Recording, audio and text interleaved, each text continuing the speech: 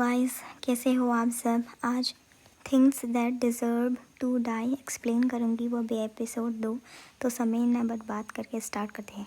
हमें यह एपिसोड में शार्क का टैंक दिखाया जाता है। बेसिकली यह डायरेक्टर का घर है।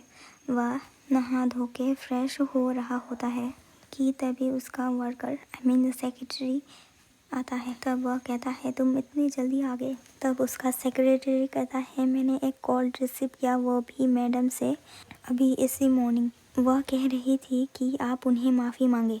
तो वो कहता है, क्यों। तब वह सेक्रेटरी कहता है, कल जो सब भी हुआ सिक्जू के साथ। तब डायरेक्टर कहता है, माँ अपने सगे बेटे से बहुत ज़्यादा प्यार करती है। मैंने तो बस उसे थोड़ा समझाने की कोशिश की थी। कहता है, उनसे कहो कि वह सीधा कांग सिक्जू से पूछे कि क्या मैंने कुछ ऐसा भी किया है जिसके लिए मुझे माफ़ी मांगनी पड़े। सेक्रेटरी कहता है, इसको मैं हैंडल करता हूँ। डायरेक्टर कहता है, जैक यान 21 साल का है ना। कहता है, वे दोनों एक ही उम्र के हैं तो शायद उनकी आपस में बनेगी। कांग सिक्जू को कॉल लगाओ और यहाँ पर आने के लिए कहो। तो वह डायरेक्टर रेडी होने लगता है और आईने में देख के कहता है कि वेलकम टू कोरिया। यहाँ गाइस देख रहे हो, आदमी का 2 पर्सनैलिटी होता है। अपने आप को देख के कहता है हैंडसम। तब डायरेक्टर कहता है, ताइसू हमारे पास और समय है ना। तब वह सेक्रेटरी कहता है, जी क्या मैं आपके लिए मील तैयार कर दूँ। तब डायरेक्टर कहता है, नहीं उसे स्किप करो और जाके फ्लावर लेके आओ। तब सेक्रेटरी शौक होकर कहता है, क्या आप सच में फ्लावर की बात कर रहे हो। हाँ, क्योंकि वह मेरे एक गेस्ट है और वह बहुत दूर से आए हैं, इसीलिए हमें कम से कम एक गुलदस्ता तो लानी चाहिए। इसके एक्सप्रेशन देखिए, वाह। उसके बाद हमें एयरपोर्ट का सीन दिखाया जाता है। वह सेक्रेटरी कहता है, मैनेजिंग डायरेक्टर, ऐसा लग रहा है कि वह आ पहुंचा है। उसे देख के कहता है, क्या वह सच में वही है। सेक्रेटरी कहता है, जी। तो गाइस यहीं पर वह दोनों का मुलाकात होता है। डायरेक्टर गुलदस्ता दे के कहता है, वेलकम टू कोरिया, मैं कांग इल ह्यूंग हूँ, आप जैक यान हो ना। तब वह मेन कैरेक्टर कहता है, नाइस टू मीट यू। तब वे दोनों हैंड शेक करने लगते हैं। मेन कैरेक्टर सोचता है, क्या है ये, मैं अपना हाथ खींच नहीं पा रहा हूँ। सोचता है, सिर्फ हाथ मिला रहे हो या छोड़ने का इरादा नहीं है। कुछ ज़्यादा ही देर नहीं हो गया, इसका हाथ इतना ठंडा है जैसे मैं स्नेक को टच कर रहा हूँ। उन दोनों को इंटरप्ट करने के लिए उसका सेक्रेटरी आता है और कहता है, रूड मत बनिएगा प्लीज़। डायरेक्टर कहता है, मेरा गलती है। कहता है, तुमसे मिलकर इतना खुशी हुई कि हाथ छोड़ना ही भूल गया। कहता है, कार हम लोग के लिए वेट कर रहा है तो फिर मुझे फॉलो कीजिएगा प्लीज़। तब मेन कैरेक्टर अपने हाथ देखता है। हमें सिटी का सीन दिखाया जाता है। तब मेन कैरेक्टर सोचता है कि उन्होंने उस सख्त खाल वाली जगह को अच्छे से रब्ट किया। वह शायद कुछ कंफर्म करना चाहते थे। बाहर देख के सोच के कहता है कि 5 साल हो गए मैंने कोरिया को छोड़े हुए। जब भी मैं यहाँ आता हूँ ऐसा लगता है जैसे मैं डूब रहा हूँ, जैसे वह मामूली सा बचपन आज भी बहुत मायने रखता है। यह तो बस 10 साल पहले की बात है। यहाँ इतना खामोशी है कि हर तरह के ख्याल दिमाग में रेंगने लगी है। तब डायरेक्टर कहता है, आप पहले कोरिया आए हो। तब मेन कैरेक्टर सोचता है, इतना देर उसने मुझे इग्नोर किया, फिर अब क्यों। कहता है, हाँ मैं यहाँ पर मेरे मम्मी के साथ आया था, उनके पिताजी को विज़िट करने के लिए। सोचता है कि जो भी हो मुझे उसे अपने पक्ष में रखना होगा और पता लगाना होगा कि तिजोरी कहाँ है। उसे मारना मुमकिन है, शायद यही इसी वक्त। तो मेन लीड हमेशा मारने की कोशिश ही करते रहता है। डायरेक्टर कहता है, तभी तो मैं सोचूं कि तुम्हारी कोरियन मेरी उम्मीद से बेहतर क्यों है। मेन कैरेक्टर कहता है, ऑफ कोर्स क्योंकि मैं कोरियन हूँ।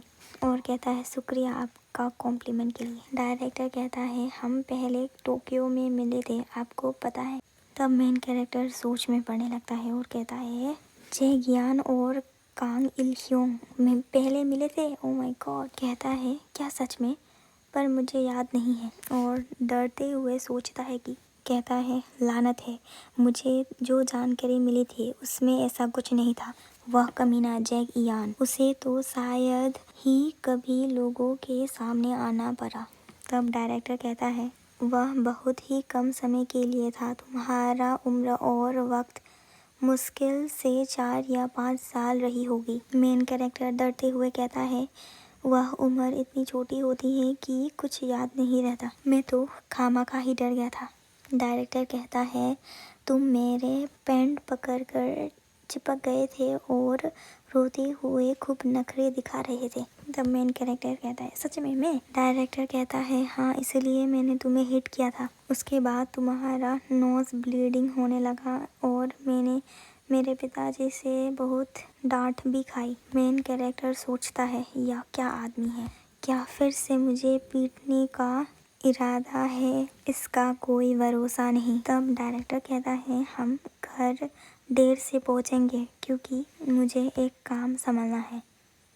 कहता है तो मिस्टर इयान मेरे लिए वेट करना। तब मेन कैरेक्टर कहता है प्लीज़ कैजुअली स्पीक कीजिए, वैसे भी मैं आपसे छोटा हूँ, मैं आपको बड़ा भाई जैसा ट्रीट करूँगा।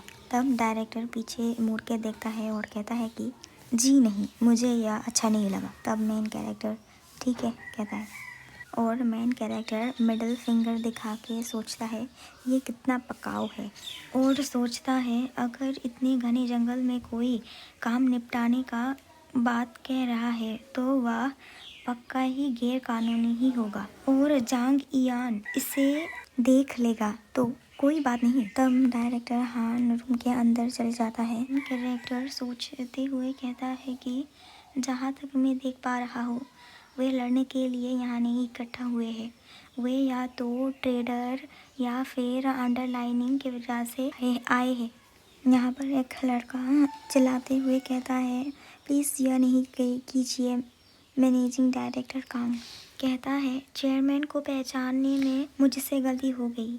मैं अंधा था, मैं पूरी तरह अंधा था। मेन कैरेक्टर सोचता है मुझे ताज्जुब है कि क्या वे इसे आज ही निपटा लेंगे। मुझे लग रहा है वह जल्दी ख़त्म करने वाले हैं। तभी मेन कैरेक्टर के सामने उसे बंदूक से मार दिया जाता है। मार के डायरेक्टर का लुक तो देखिए, अच्छा है ना।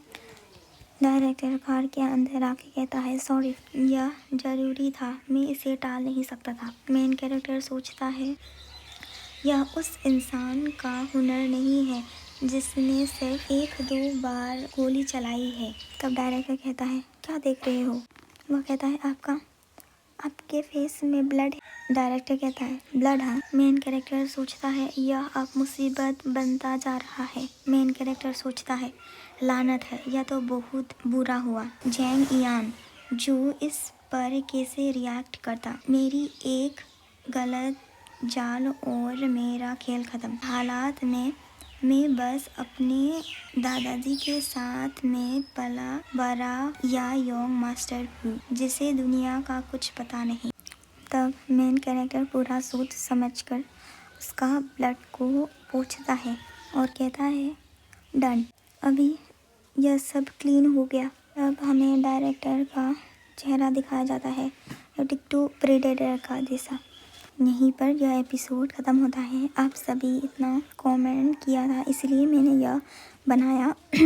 मेरा कुछ पर्सनल प्रॉब्लम चल रहा है इसलिए मैं अब 3 दिन तक बना नहीं सकूँगी, तो फिर इंतज़ार करना। अगर आपको यह एक्सप्लेनेशन अच्छा लगे तो लाइक, कमेंट और सब्सक्राइब कीजिएगा।